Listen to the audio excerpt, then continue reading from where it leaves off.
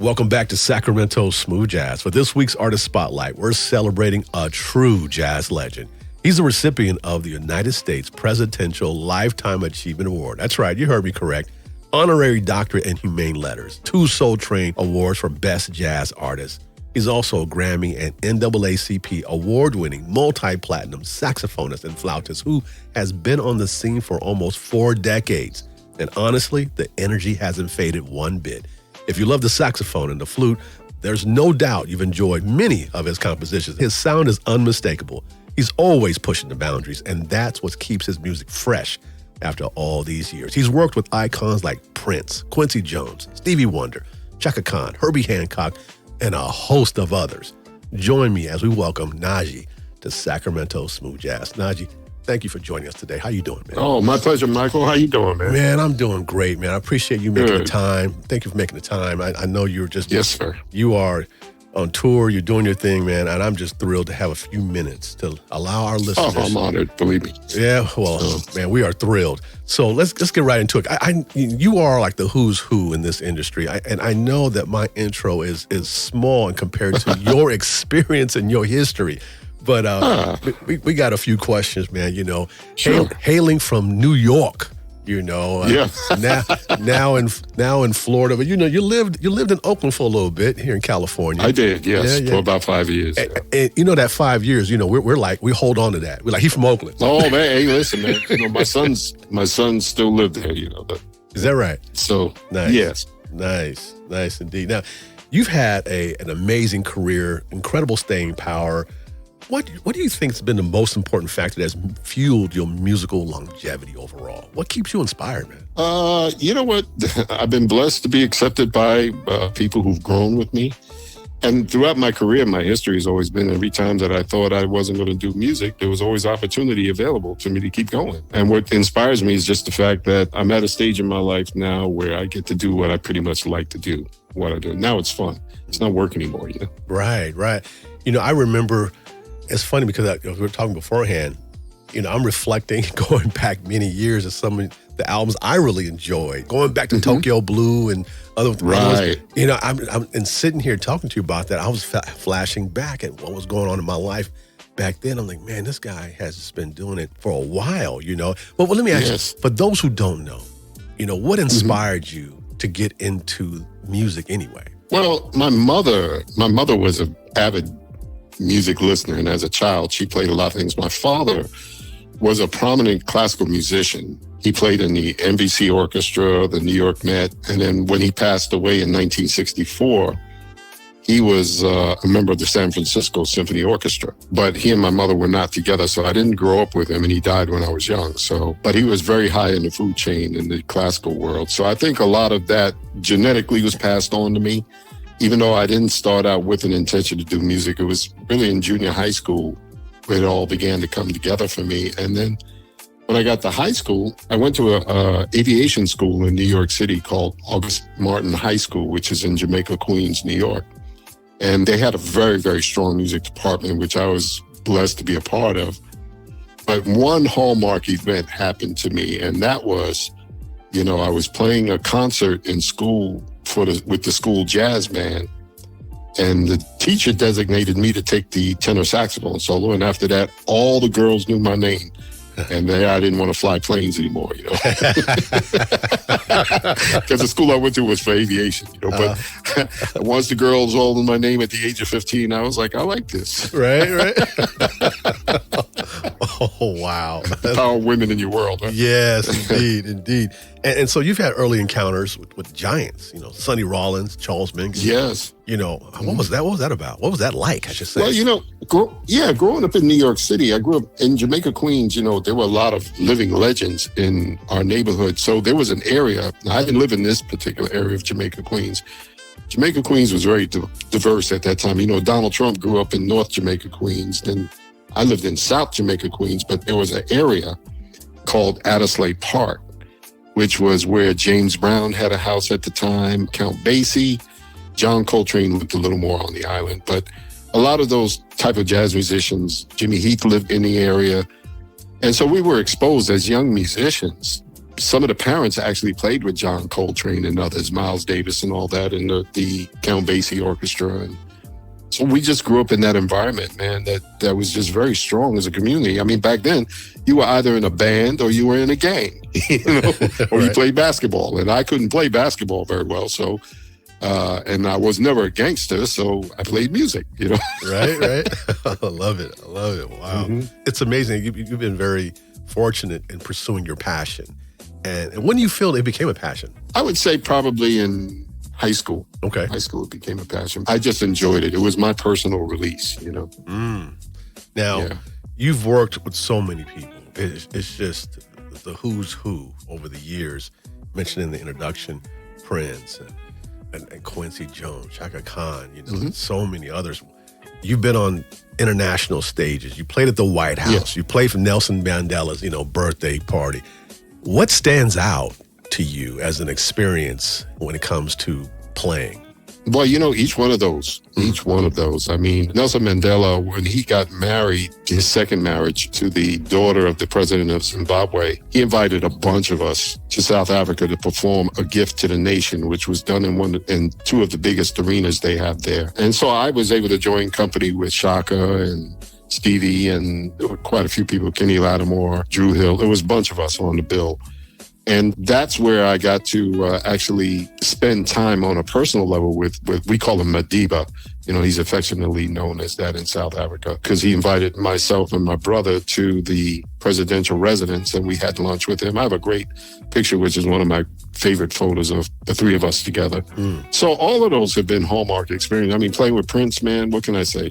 Just to get a call out of the blue one day, they're inviting me out to Paisley Park and then that turns into a 3-year tour. It was George Duke that introduced me to Quincy, and then Quincy invited me out to Switzerland to play the Montreux Jazz Festival with him.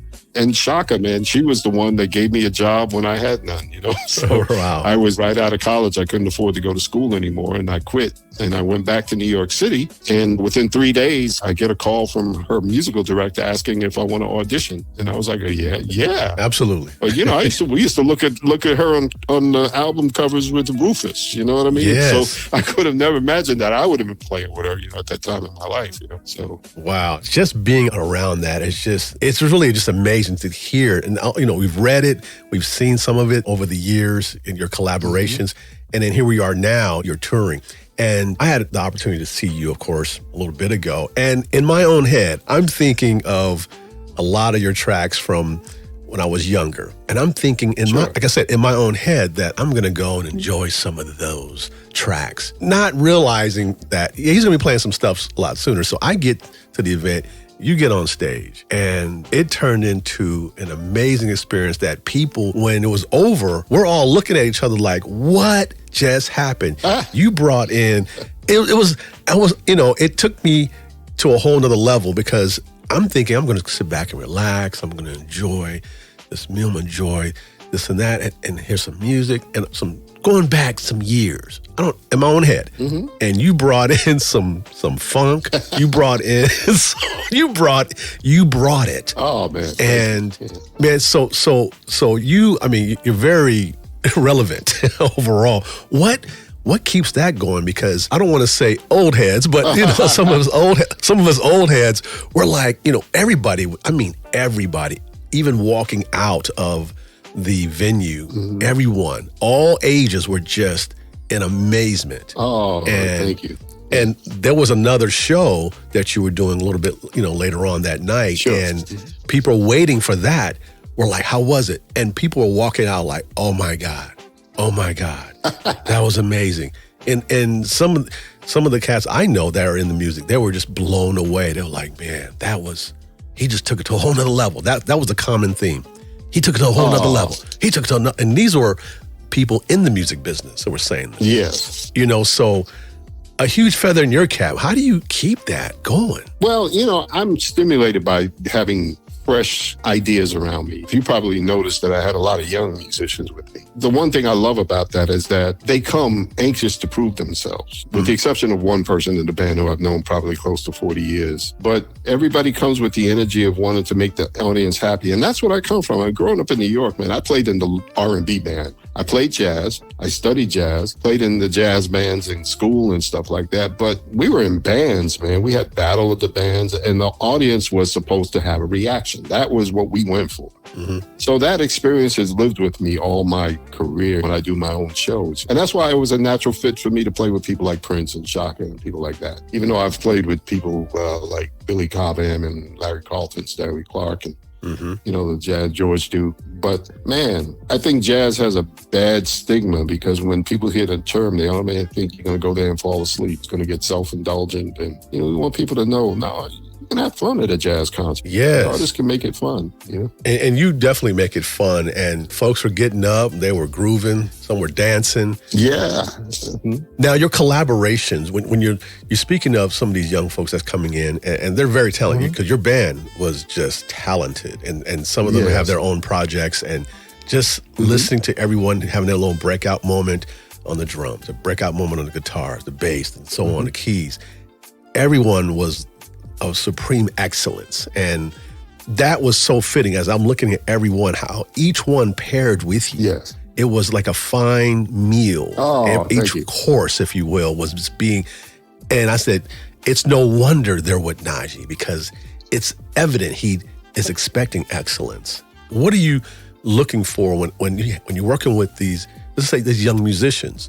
You want to see that they're going to improve themselves, but there's something else that you're looking for when they're playing. Absolutely. What are you looking for? What stands out to you when you're hearing someone play the guitar or the bass? Well, usually if I hire somebody, I know what it is they do. I know what their strengths are.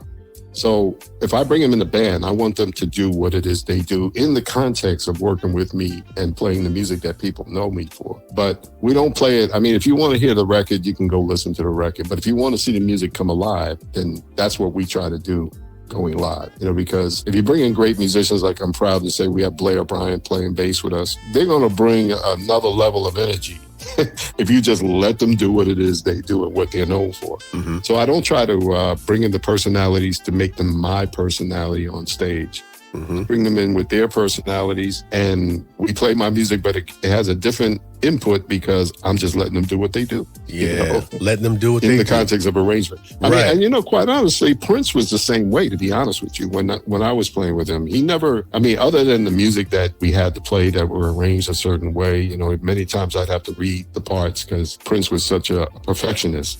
But when it came time for me to shine, he just let me do what I do.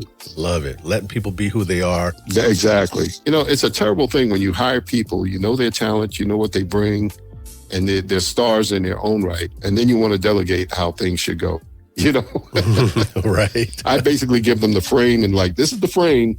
Everything else that goes inside of it is you. Nice. Now, when you guys came out on stage, and I'm looking at everyone, because now I know whenever I'm at a concert, an event, I'm looking at the band because I know that a lot of musicians will just go and support an artist. And I saw Blair Bryant. That's Blair Bryant. Oh man! and I said he just came out with his own track. Yeah. Oh, I was like, oh, okay. This is going to be interesting. Yes. And so I was perked up, and had a chance to talk with him afterwards as well. So it was just, you guys, man, it was just absolutely amazing. Now, let me ask you this, because you do have a current project that's out right now, and we haven't talked about it at all. But let me ask you this. How did this current project of yours start? What was the inspiration behind this? Well, it was an album that was done during COVID. So everybody was home, and I just called up a bunch of people and asked them to be on the record. Now, on this album, Savoir Faire, I had Barry Eastman working with me, the legendary producer who's produced Anita Baker, Freddie Jackson, Kitty Lattimore, Al Jarreau, Grover, and on and on and on and on. And then I also went down to Brazil and worked with some Brazilian musicians to do a few songs on there, as well as Frank McComb is on there, and Allison Williams, the legendary R&B and jazz singer from New York. So I had and a few other people. So really, it was just really, okay, you're home here at COVID. You can't go anywhere. Right. I did go to Brazil other than that, but you can't go anywhere. Might as well call up your friends and see who responds. And most of them did. So that's how it worked. Nice. It's a wonderful arrangement of work. Oh, thank you. And listening to it, you know, because a lot of folks that listen to music all the time, we listen to the arrangement, we listen to it in sections, and so I hear it in layers. And I'm not a musician, but when I listen to it, someone said, you listen to music like musicians. I go, well, I don't know the notes like you guys do. I just hear certain things in it, and it makes me wonder, how did you know to put that there? Right. How did you know to put that there? I don't know. I just felt the need to do that. I felt it. And I'm like, wow. So when I hear your arrangements, I think about your history. I think about your collaborations over the years, the Quincy Jones, the George Duke, and things of that nature. So those experiences brings about a flavor that not only just that, but your own. Mm-hmm. Going forward, who would you want to collaborate with? Oh, well, I've been so blessed to work with everybody I could have never imagined as a youngster that I would work with. But I think, honestly, I would love to do a record with my ex-boss, Chaka Khan. And one of the people I always admired when I was young was Minnie Riperton. If she were alive, I would have loved to have done something with her. And Robert Glasper is one of my favorite people I think I enjoy listening to as well. I love what he does, the way he brings artists together. So that's a hard question for somebody like me. I know it is. I know. And as I'm thinking out loud here, I'm thinking about all your collaborations and your experiences. I'm like, I don't know how he's going to answer this one. But you're giving me an idea here. I'm thinking, what can we do to get that going? Chaka Khan and Najee collaboration on a project. I think that'd be fantastic. We got to put that out there. Oh, yeah. I'm going to get her on the phone, man. There you go. So, tell us, is there anything you're working on right now? Yes, I'm in the middle of doing a project that includes my travels to Brazil and to London and even some New York R&B, working with some artists in the Northeast. So I haven't titled the record yet, but it's a combination of that kind of stuff, things I've been working on over the last few years. So it's time for a new record. So you'll be hearing something from me very soon. Are you releasing a full album or EP? I think I'm going to do an EP. Okay. Yes, because I started my own record label called Blue Horn Creative, and we released our first artist that you've interviewed, Ellis Hamilton, on that label. Yes. And so this will be my first time releasing myself on there. Oh, nice. Yes. I had the pleasure of speaking with Ellis and his folks, and I'm not surprised he's on your label. Put that way. Oh, yeah. When I found out he was on your label, I said, of course. Of course. I said, yeah, he's a great kid, great guy. Well, he's not even a kid. He's a young adult now. He's 25, but I've known him since he was 13. And I've mentored him all the way through college, and now he's a star in his own right. Yes. I really enjoy speaking with him and his folks, and I was just blown away by his talent. Just blown away. I'm like, you're a prodigy. Oh, yeah. So great work on that. I know he has some new music coming out real soon. So, yeah, yes. You're busy. You're busy. And oh, yeah. Yeah, I stay busy. But, And I'm grateful. I woke up, man. Every day you wake up, man, there's no time for sleeping. Just keep it all moving. Absolutely. Yes, sir. Now, as we close, how can our listeners reach out to you? How can they connect with you on social media, online? Sure. What do you have? Well, on Facebook, it's Najee Official. On Instagram, it's Najee Official. And NajeeOfficial.com, my website. So it's very simple. Okay. If you just put in my name, Najee, it'll all come up. That's right. So, that's right. Yeah, I haven't done X since they went over to X, and my page has been hacked. I've just decided to let that one go, Yeah, I got it. That's pretty much it. Okay. Now, as we get ready to leave, I want folks to hear one of your tracks. And sure. Anyone, I know you have so many, but any track that you can think of that you want our listeners to hear. Okay. Let's play something for them, and let's talk a little bit about the track that you want our listeners to hear. Sure. What was the basis of that? What was the inspiration for that? Who's on it, perhaps? Well, one of the songs, I don't know if it's contemporary, it's a little orchestral. It is orchestral somewhat. Is Alfie. I redid a version of that several years ago, and it was orchestrally based on flute. And that song, I love it because it reminds me of my mother. As a matter of fact, when I played it for my sister, she just broke down and started crying because she remembered when we were kids, my mother loved that song. So I did a version. I remember when I got a little older, I said, one day I want to re-record it, and I did. And that's one of those songs that most people wouldn't have expected me to do, but I think they enjoy it when they hear it. And that's from the Center of the Heart album. Yes. Yeah, yeah. Okay. Alfie, it is. Okay. So that's the inspiration behind it. Great, man. Yes. Well, our listeners get to hear it right now. I appreciate you hanging out with us today. Thank you for your time. It's been a pleasure. Thank you, Michael. It's been a pleasure indeed. Yes, sir. Ladies and gentlemen, you get to hear Alfie from Najee right here on Sacramento Smooth Jazz. Najee, thank you so much again. Thank you.